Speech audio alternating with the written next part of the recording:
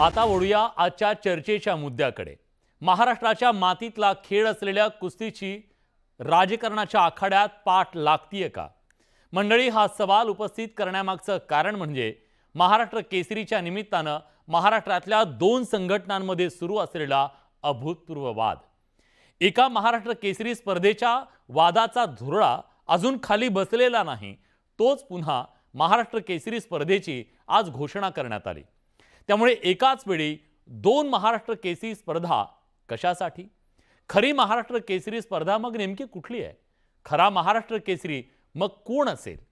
राजकीय वादात अर्थात पॉवर पॉलिटिक्समध्ये महाराष्ट्र केसरीचा सन्मानाला नख लागतंय का, असे अनेक प्रश्न उपस्थित केले जात आहेत। महाराष्ट्र कुस्तीगीर संघाची महाराष्ट्र केसरी मोठ्या वादात सापडली। त्यावर महाराष्ट्र कुस्तीगीर परिषदेनं आज पत्रकार परिषद घेऊन आरोपांची अक्षरशः राळ उडवून दिली। कुस्तीगीर संघ नाही तर ती एक कंपनी आहे। स्पर्धेत राजकीय हस्तक्षेप होतोय, कुस्तीपटूंवर अन्याय होतोय, एकाधिकारशाही होतीये, असे कितीतरी आरोप आज रोहित पवार यांनी केले। आजोबांच्या नंतर रोहित पवार यांनी आज भाजपच्या विरोधात लंगोट बांधलीये का? त्यावर दुसऱ्या बाजूने आरोपांची राळ उठली। काका शरद पवार यांच्यानंतर आपण आहोत हे सांगण्यासाठी रोहित पवारांची धडपड सुरू आहे, म्हणून त्यांनी ही लंगोट बांधली आहे असा प्रतिआरोप होतोय।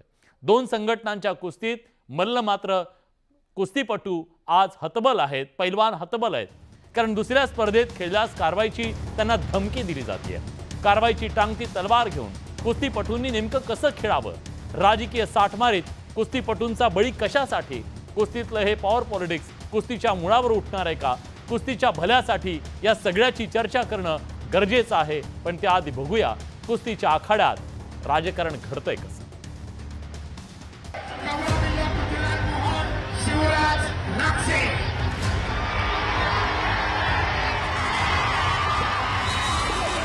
महाराष्ट्र केसरीच्या स्पर्धेत शिवराज राक्षेवर झालेल्या अन्यायाच्या गदारोळाचा धुरळा अजून खालीही बसलेला नाही।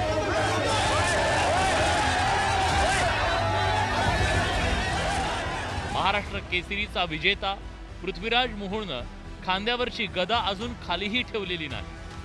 तोच महाराष्ट्रात मानाच्या अशा महाराष्ट्र केसरीची पुन्हा घोषणा झाली आहे। होय, तुम्ही बरोबर ऐकलत। सगळ्यात महत्त्वाचं म्हणजे ही स्पर्धा त्याच अहिल्यानगर जिल्ह्यात होणार आहे, जिथं आठवड्याभरापूर्वीच ही स्पर्धा पार पडली। या स्पर्धेची घोषणा केली आहे कर्जत जामखेडचे आमदार रोहित पवार यांनी।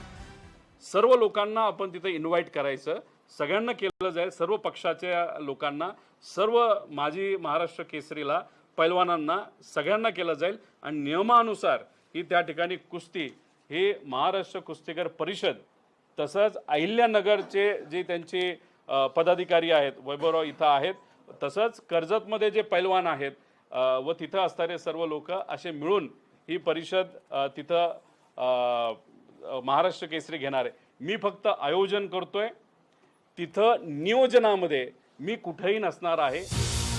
आता तुम्हालाही प्रश्न पडला असेल की ही काय नवीन भानगड आहे? तर त्याचं असं आहे, आठवड्याभरापूर्वी जी स्पर्धा पार पडली ती महाराष्ट्र कुस्तीगीर संघानं घेतली होती, ज्या संघटनेचे अध्यक्ष आहेत भाजपचे खासदार रामदास तडस। आता जी स्पर्धा घेतली जाणार आहे ती महाराष्ट्र कुस्तीगीर परिषदेकडून असेल, ज्या संघटनेची धुरा शरद पवारांच्या खांद्यावर आहे। या दोन संघटनांमध्ये गेल्या काही वर्षात जो संघर्ष पेटलाय त्यातून हे सगळं घडतंय। दोन्ही संघटनांचा दावा आहे की आपणच खरी मान्यता प्राप्त संघटना आहोत। दोघांचं भांडण सर्वोच्च न्यायालयात पोहोचलंय। शरद पवार हे महाराष्ट्राच्या राजकारणातले कसलेले पैलवान आहेत, पण त्याचबरोबर अनेक दशकं कुस्तीच्या आखाड्यातले ते निर्विवाद नेतेही राहिले आहेत।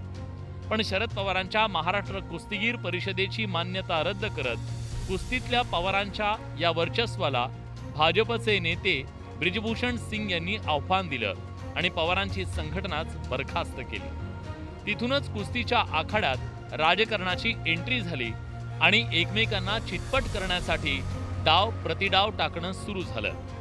भाजपनं टाकलेल्या डावाला उत्तर देण्यासाठी आता शरद पवारांच्या नातवानंच लंगोट बांधली आहे। परिषदेचं आणि सगळ्या पैलवानांचं म्हणणं आहे की ह्या दोन संघटना त्या ठिकाणी नसाव्यात। आता जी परिषद, जी संघटना 70-80 वर्ष झालं कुस्तीच्या हितासाठी काम करत आलेले ते तर काम करतच चाललेले आहेत. आता नवीन संघटना त्यांना फक्त राजकीय वरदास्त असल्यामुळे ते जर मध्ये घुसत असेल त्यांनी त्या ठिकाणी मोठं मन दाखवावं.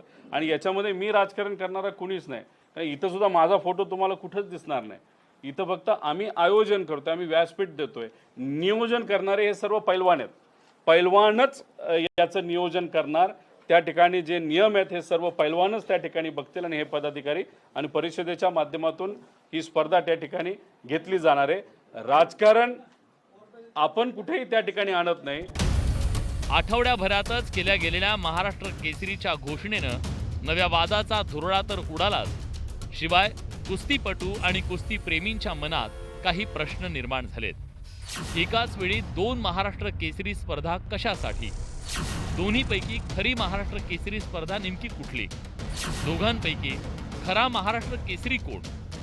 पॉवर पॉलिटिक्समध्ये महाराष्ट्र केसरीच्या सन्मानाला नख लागतंय का? संघटनांच्या कुस्तीत पैलवान हतबल झालेत का? बाकी राजकारण काहीही असो, पण या सगळ्या राजकीय आखाड्यात कुस्तीची पाठ लागतीये हे मात्र नक्की. चंद्रकांत फुंदे, न्यूज 18 लोकमत, पुणे.